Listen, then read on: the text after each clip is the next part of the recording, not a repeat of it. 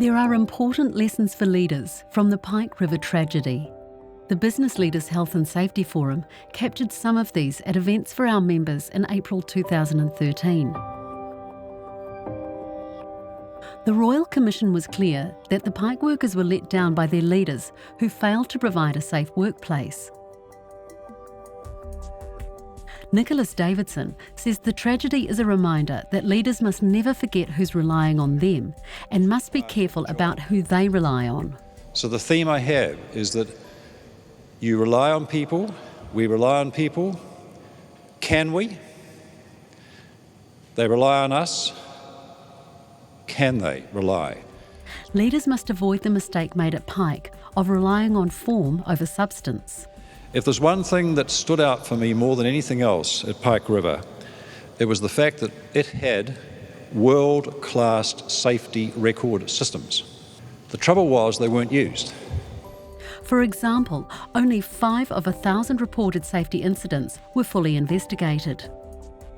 At the Royal Commission into the tragedy, Pike's directors argued safety was management's responsibility, not the board's. The answer from the Royal Commission, and I think as a matter of law, directors no longer can stand off. Safety starts at the directorial level and runs right to the bottom of the system. A key lesson from Pike is that company leaders need to ask probing questions and engage directly with the workforce. My advice is get down into the pit, into the metaphorical mine, and make sure you know what's going on. The big mistake Pike's leaders made was to wait for people to bring issues to them instead of hunting out the problems themselves. And they never saw it coming. The reason they didn't see it coming was they didn't make the inquiries that I believe the law requires them to make. Dr. Kathleen Callaghan says Pike highlighted common mistakes made in workplace safety. One of the biggest errors organisations make is to focus their energy on trying to prevent employees making mistakes. And realistically, the scientific evidence shows us there is not much we can do to stop people stuffing up.